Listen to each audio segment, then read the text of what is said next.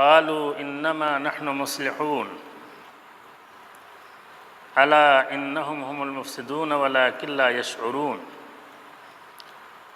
واذا قيل لهم آمنوا كما آمن الناس قالوا انؤمن كما آمن السفهاء الا انهم هم السفهاء ولكن لا يعلمون وإذا لقوا الذين آمنوا قالوا آمنا وإذا خلوا إلى شياطينهم قالوا إنا معكم إنما نحن مستهزئون الله يستهزئ بهم ويمدهم في طغيانهم يعمهون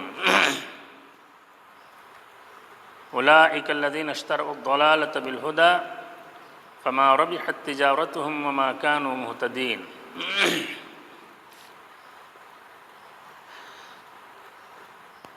قرآن مجید کی ان آیات میں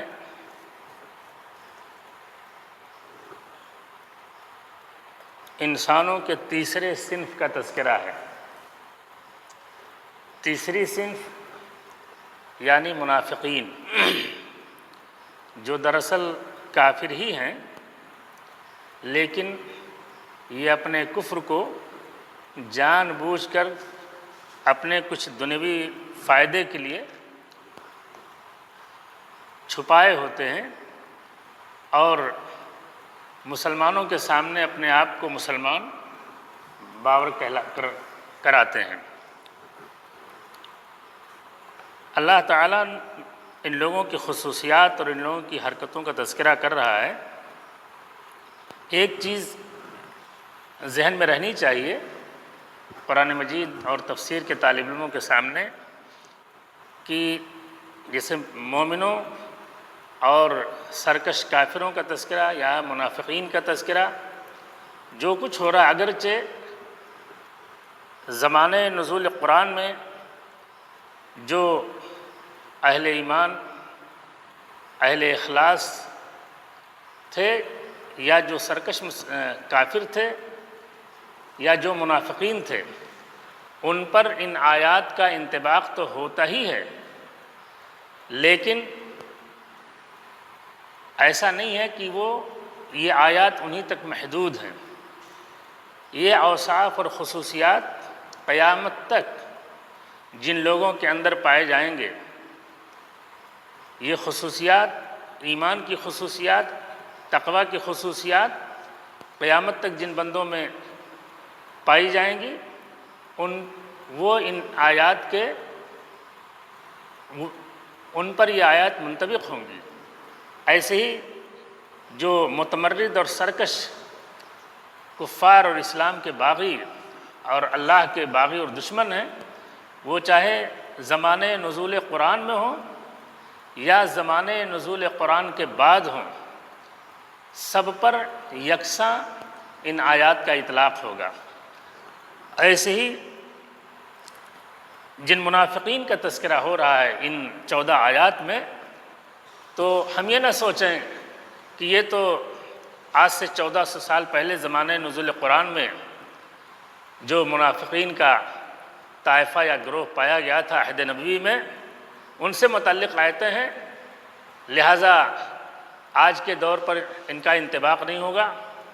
تو یہ خام خیالی یا اس طرح کا خیال ہمارے ذہنوں میں نہیں رہنا چاہیے، چونکہ قرآن مجید کی ان آیات کے مخاطب دنیا کے تمام انسان اور قیامت تک آنے والی تمام نسلیں ہوں گی۔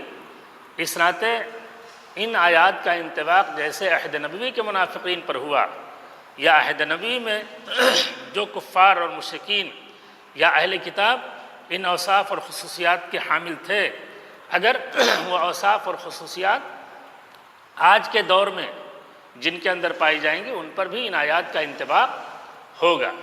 اور اسی لیے قرآن مجید کو پڑھا جاتا ہے، سمجھا جاتا ہے، تاکہ دراصل یہ ایک آئینہ ہے اور اس آئینے میں ہم اپنا چہرہ دیکھیں،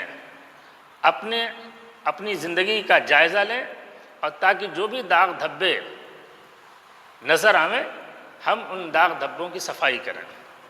اللہ تعالیٰ نے ان آیات میں اکثر باتیں تو ہو چکی تھی، میرے خیال سے بات یہاں سے آئی تھی کہ وَإِذَا قِيلَ لَهُمْ آمِنُوا كَمَا آمَنَ النَّاسِ، یعنی ان منافقوں کا حال یہ ہے اس سے پہلے کہا کہ جب ان سے کہا جاتا ہے کہ زمین میں فساد نہ برپا کرو، زمین میں فساد یہ صلاح کی ضد ہے، یعنی اس کائنات میں زمین آسمان جو کچھ ہے، جسے قرآن مجید میں ایک جگہ کہا ہے کہ وَلَوْ كَانَ فِيهِمَا آلِهَةٌ إِلَّا اللَّهُ لَفَسَدَتَا، اللہ کے علاوہ اگر اس زمین و آسمان اس کائنات میں دوسرے خدا ہوتے تو اس کائنات کا جو تکوینی نظام ہے وہ درہم برہم ہو جاتا۔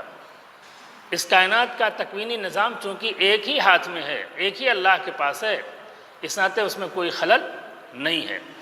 ایسے اس کا جو تشریعی نظام ہے، تشریعی نظام میں اگر اللہ رب العالمین کی عبادت اور اطاعت مکمل طور پر ہو تو زمین میں کسی قسم کا بگاڑ نہیں ہوگا، اور زمین کا فساد دراصل اہل زمین ہی سے ہوتا ہے۔ زمین پر بسنے والا انسان اگر صالح ہو تو زمین صالح رہے گی، اور زمین پر بسنے والا انسان اگر شریر ہو گیا اور بدی میں مبتلا ہو گیا، باغی ہو گیا، اللہ کی عبادت و اطاعت کے راستے کو اس نے ترک کر دیا تو زمین میں فساد برپا ہوگا۔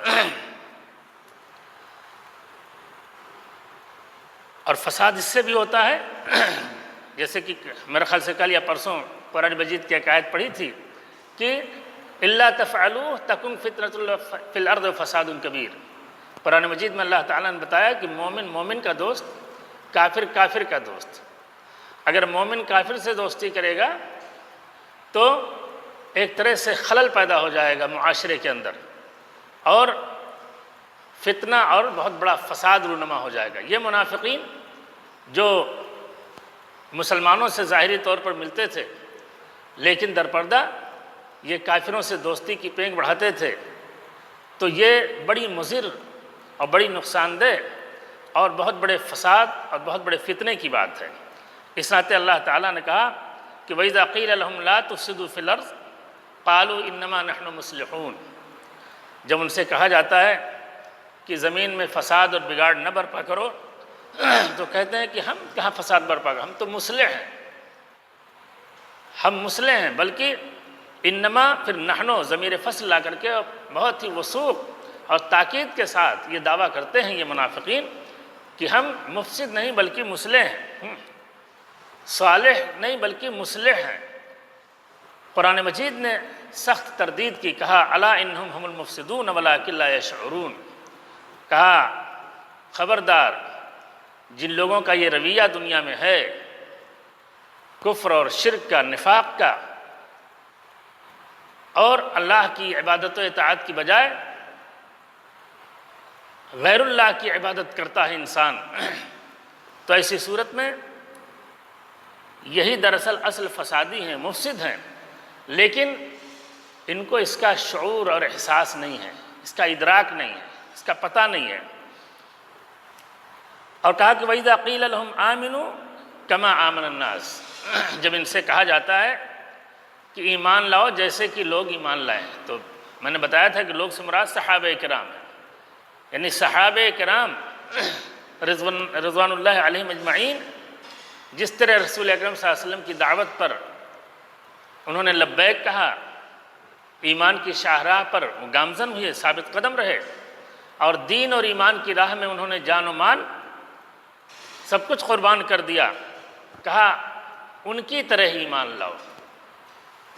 ان کا ایمان ہر طرح کے نفاق سے، ہر طرح کی ریا سے، ہر طرح کے جھوٹ سے اور ہر طرح کی گندگی سے پاک اور محفوظ تھا، اور ایمان کی بڑی بلندی پہ وہ لوگ فائز تھے۔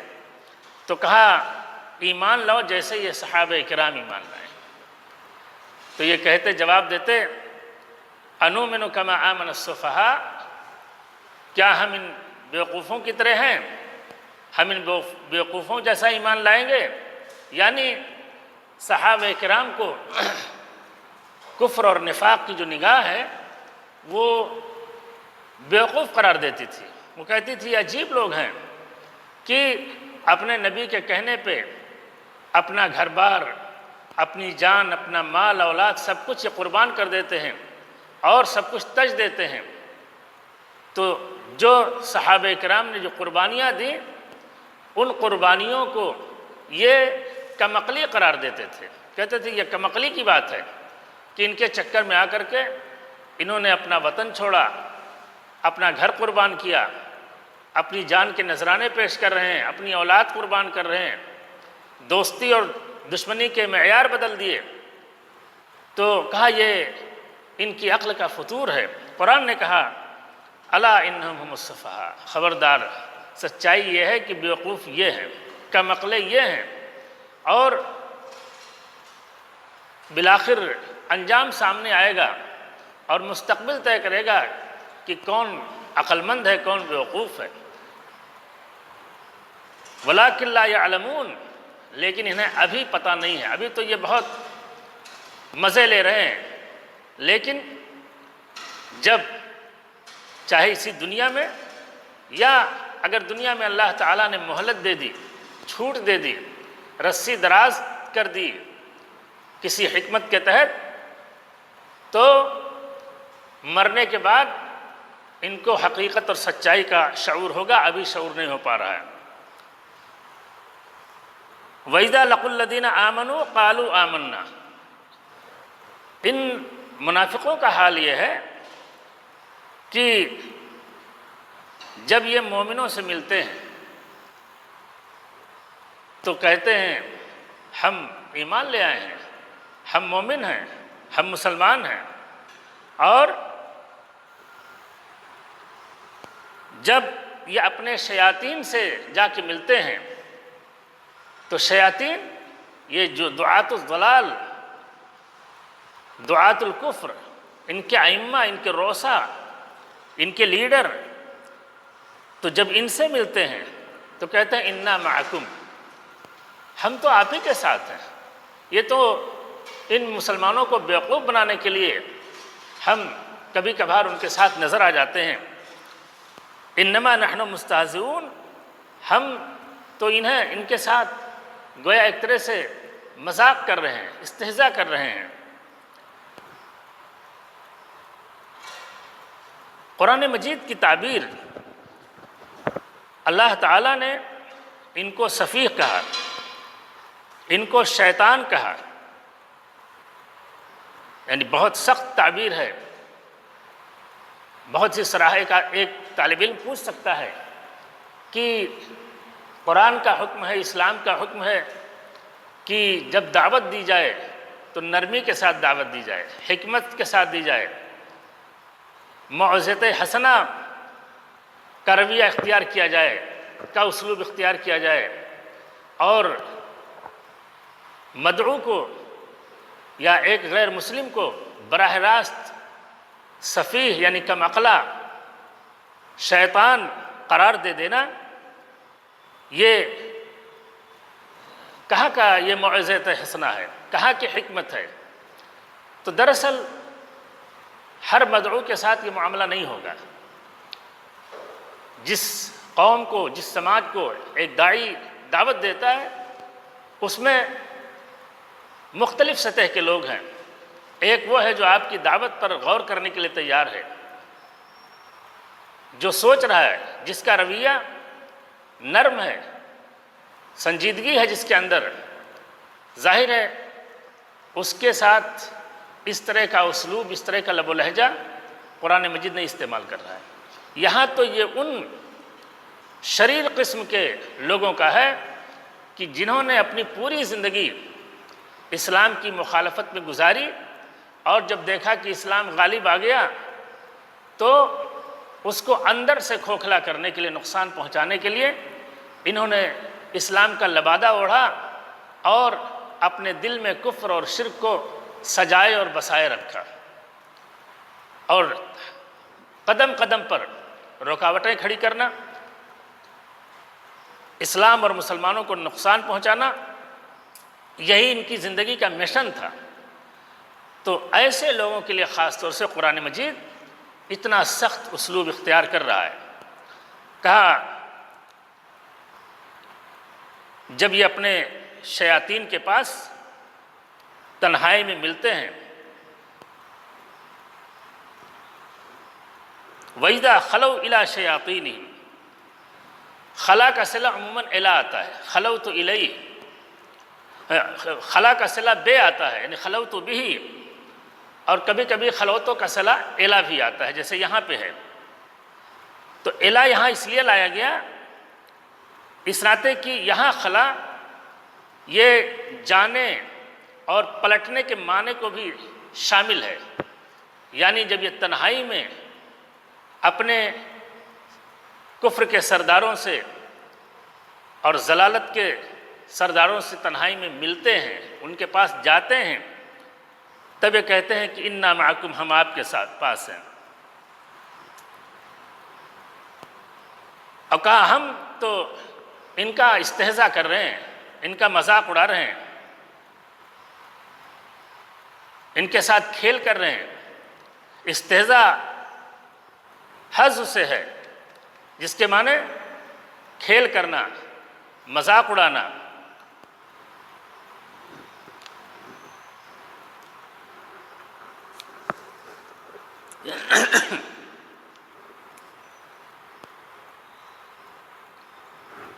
کہا کہ اللہ یستہزئ بہم، کہا یہ کہتے ہیں، یہ دعویٰ کرتے ہیں کہ ہم مذاق اڑا رہے ہیں، اس کے جواب میں اللہ تعالیٰ کہہ رہا ہے کہ اللہ رب العالمین دراصل ان کے ساتھ مذاق کر رہا ہے۔ تو یہ دراصل جواب میں ہے، اور جس کو کہتے ہیں کہ بدلے کے طور پر، جزا کے طور پر، اور علی سبیل المشاکلہ استہزاء کو اللہ کی طرف منسوب کیا۔ حالانکہ اللہ کا استہزاء کیا ہے؟ اللہ رب العالمین ان کو سزا دے گا، ان کو عذاب میں مبتلا کرے گا۔ تو اللہ کا عذاب میں انہیں مبتلا کرنا اور ان منافقین کو اللہ رب العالمین کی جانب سے سزا دینا، اس کو استہزاء جو کہا گیا تو یہ علی سبیل المشاکلہ کہا گیا ہے۔ اور عربوں میں یہ چیز عام تھی کہ اذا وضعت لفظا بارزا لفظا بإزاء لفظ جوابا له جزاء ذکرته بمثل ذلك اللفظ۔ عربوں میں یہ چیز عام تھی کہ جب وہ کسی لفظ کو کسی لفظ کے مقابل میں لاتے تھے جواب اور بدلے کے طور پہ، تو اسی طرح کا لفظ لاتے تھے اگرچہ معنی میں اس سے وہ مختلف ہو۔ جیسے قرآن مجید میں ہے کہ جزاء سیئۃ سیئۃ مثلھا، یا دوسری جگہ ہے فمن اعتدى علیکم فاعتدوا علیہ بمثل ما اعتدى علیکم۔ تو برائی کا بدلہ برائی، برائی کا بدلہ برائی، حالانکہ برائی کے بدلے میں جو چیز ہوگی وہ برائی نہیں ہوگی۔ تو یہ علی سبیل المشاکلہ ہے۔ فمن اعتدى علیکم فاعتدوا علیہ، جس نے زیادتی کی تو اس کے ساتھ زیادتی کرو۔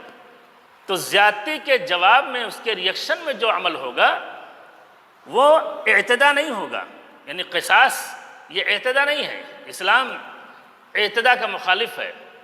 لیکن یہاں علی سبیل المشاکلہ بدلے میں اور جزا کے طور پر اسی لفظ کو لے آئے، حالانکہ مفہوم وہ نہیں ہے۔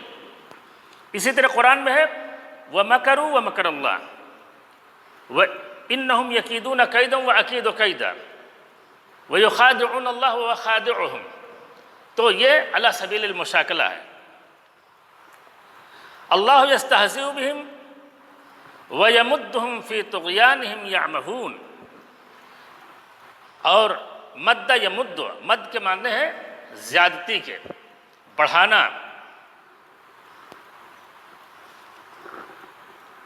بعض ائمہ لغت کا کہنا ہے کہ مد جس کے معنی بڑھانا، تو یہ مد فی الشر ہے، یعنی شر اور برائی میں بڑھوتری یا زیادتی کے لیے مد کی تعبیر ہے۔ اور اگر یہی باب افعال سے اگر آ جائے تو وہ خیر کے لیے ہے۔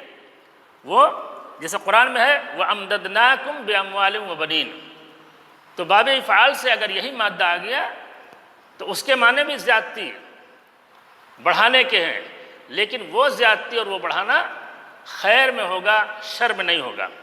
اور جب یہ مدہ یا مدوں سے ہوگا تو وہاں پہ یہ شر کے لیے ہوگا۔ کہا وَيَمُدُّهُمْ فِي طُغْيَانِهِمْ، طغیان طغا یطغا سے ہے۔ طغیان کے معنی ہوتے ہیں مجاوزۃ الحد والغلو فی الکفر، حد سے تجاوز کرنا اور کفر میں غلو کرنا۔ اسی سے قرآن مجید میں ہے، اللہ تعالیٰ کا قول ہے انا لما طغى الماء، انا لما طغى الماء، پانی حد سے تجاوز کر گیا۔ فرعون کے سلسلے میں اللہ نے کہا انہ طغى، سرکش ہو گیا، یعنی وہ اپنے حد اور اپنی دائرے سے باہر نکل گیا۔ اس نے دعویٰ کر لیا کہ انا ربکم الاعلی۔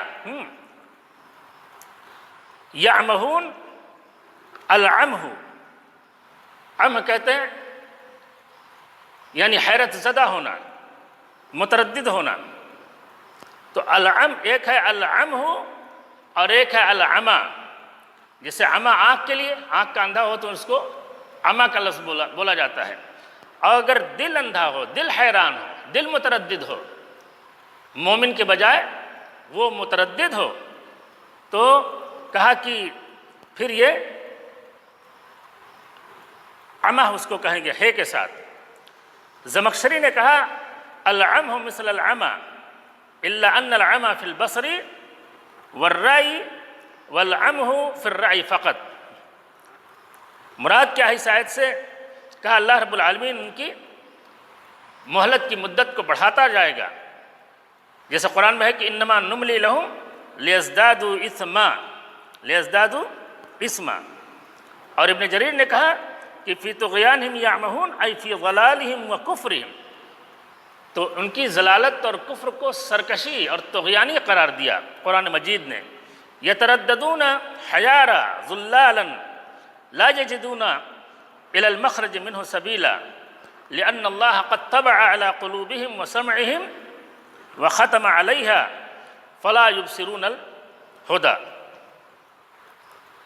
اولئک الذین اشتروا الضلالۃ بالہدی، کہا جن کی یہ خصوصیات اور یہ اوصاف ہیں، جو اللہ کو دھوکہ دینے کی کوشش کرتے ہیں، جو زمین میں فساد برپا کرتے ہیں، جو مسلمانوں سے جھوٹ بول کر کے کہتے ہیں کہ ہم تمہاری طرح مسلمان ہیں، اور جن کے دلوں میں بیماری ہے، شک کی بیماری، حسد کی بیماری، جو دل کے امراض ہیں، ان سارے امراض میں مبتلا ہیں۔ کہا ان کا حال یہ ہے کہ انہوں نے ضلالت خرید لیا ہدایت بیچ کر کے، ہدایت کے بدلے میں ضلالت کو ترجیح دیا۔ یہاں اشترا کا ترجمہ خریدنے کے بجائے ترجیح دینے کا کرنا زیادہ بہتر ہے۔ اس ناطے کہ اشترا کا مطلب تو یہ ہوگا اگر یہ کہا جائے کہ ہدایت کو بیچ کر کے ضلالت خرید لیا، تو اس کا مطلب کہ ان کے پاس ہدایت ہے، حالانکہ ہدایت ہے ہی نہیں، ہدایت سے یہ محروم ہے۔ تو بہتر ترجمہ اس کا یہ ہے کہ انہوں نے ضلالت کو ہدایت پر ترجیح دیا، دونوں چیزیں ان کے سامنے تھی۔ وَهَدَيْنَاهُ النَّجْدَيْنِ، گمراہی اور ہدایت دونوں راستے ان کے سامنے کھلے ہوئے تھے، تو بجائے اس کے کہ وہ ہدایت کے راستے پر قدم بڑھاتے، انہوں نے ضلالت کے راستے پر اپنا قدم بڑھایا۔ تو کہا اولئک الذین اشتروا الضلالۃ بالہدی فما ربحت تجارتہم وما كانوا مہتدین۔ تو ان کی تجارت فائدے کی نہیں۔ انسان اگر بزنس کرتا ہے تو ایک بزنس مین گھاٹے کے لیے نہیں، فائدے کے لیے کرتا ہے۔ چھوٹا سا چھوٹا کاروبار کرے انسان، چھوٹی سی چھوٹی تجارت کرے، تو وہ اپنی تجارت کا مقصد کیا بناتا ہے کہ اس تجارت کے ذریعے سے ہمیں کچھ فائدہ ملے گا۔ لیکن ان منافقین نے دین اور ایمان کی ایسی یا کفر اور شرک کی ایسی تجارت کی کہ جس میں خسارہ ہی خسارہ ہے، نقصان ہی نقصان ہے، فائدے کا کوئی سوال نہیں ہے۔ تو کہا اللہ تعالیٰ نے اشتروا الضلالۃ بالہدی فما ربحت تجارتہم وما كانوا مہتدین، اور یہ ہدایت کے راستے پر ہے ہی نہیں۔ اس ناطے کی ہدایت دراصل مربوط ہے ایمان بالرسالہ کے ساتھ، وحی سے جو راستہ، وحی الہی جو راستہ متعین کرتی ہے اور جس راستے کی نشاندہی کرتی ہے، صرف اور صرف وہی ہدایت ہے۔ وحی سے ہٹ کر کے اگر انسان ہوا سے اپنے لیے کوئی راستہ طے کرتا ہے، اپنی زندگی کے لیے کوئی سسٹم، کوئی نصب العین بناتا ہے اللہ کی وحی سے بے نیاز ہو کر کے، تو پھر اس کے ہدایت یاب ہونے کی کوئی گنجائش نہیں ہے۔ ہدایت یابی کے لیے سب سے اہم چیز، اور اب تو صرف اور صرف قرآن مجید اور آخری نبی جناب محمد الرسول اللہ صلی اللہ علیہ وسلم کی لائی ہوئی شریعت، لایا ہوا پیغام، آپ کی سنت، صرف یہی راہ ہدایت ہے، اس کے علاوہ کوئی راہ ہدایت نہیں ہے۔ اب نہ تو یہودیت راہ ہدایت ہے، نہ عیسائیت راہ ہدایت ہے، نہ مجوسیت راہ ہدایت ہے، نہ صابیت راہ ہدایت ہے، نہ ہندو مت راہ ہدایت، کوئی راہ ہدایت نہیں۔ راہ ہدایت صرف اور صرف اللہ کا آخری صحیفہ ہدایت قرآن مجید، اور اس قرآن کی جو عملی شکل ہے اور جو اس کی تطبیق ہے رسول اکرم صلی اللہ علیہ وسلم کی مبارک زندگی میں، انہی دو چیزوں کا نام ہدایت ہے۔ اس کے علاوہ جو کچھ ہے وہ سب گمراہی ہے، ضلالت ہے، انحراف ہے، اور راہ ہدایت سے بغاوت ہے۔ اب یہ انسان کو طے کرنا ہے کہ وہ ہدایت کے راستے پر چلے گا یا بغاوت کے راستے پر چلے گا۔ وقت ختم ہو گیا ہے، اور کچھ آپ لوگوں کو پوچھنا ہے۔ ہلو۔